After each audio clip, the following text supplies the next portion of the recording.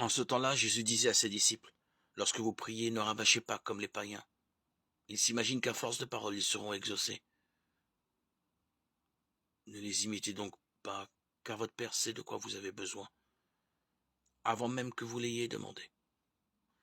Vous donc priez ainsi, notre Père qui est aux cieux, que ton nom soit sanctifié, que ton règne vienne, que ta volonté soit faite sur la terre comme au ciel. Donne-nous aujourd'hui notre pain de ce jour. Remets-nous nos dettes, comme nous-mêmes nous remettons leurs dettes à nos débiteurs. Et ne nous laisse pas entrer en tentation, mais délivre-nous du mal. Car si vous pardonnez aux hommes leurs fautes, votre Père céleste vous pardonnera aussi. Mais si vous ne pardonnez pas aux hommes, votre Père non plus ne pardonnera pas vos fautes. Évangile de Jésus-Christ selon saint Matthieu 6, 7, 15.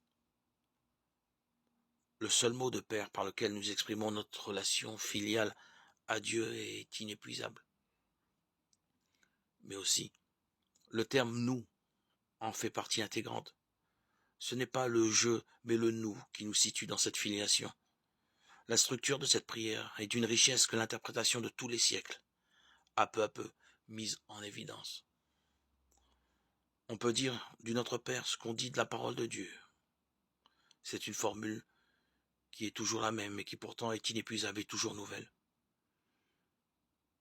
Elle mène toujours plus loin, nous ne sommes pas arrivés à un passé où il n'y aurait plus rien de nouveau à découvrir. Au contraire, nous évoluons dans un pays où bien des découvertes nous attendent et où chacun peut de nouveau se retrouver soi-même.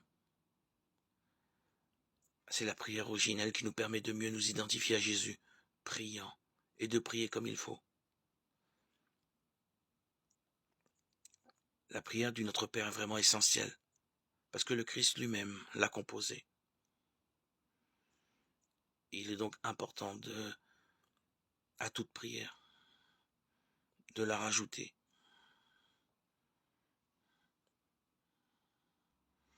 À toutes nos prières, pour nous mettre à l'école du Christ, et apprendre de lui à vivre comme le Père le désire.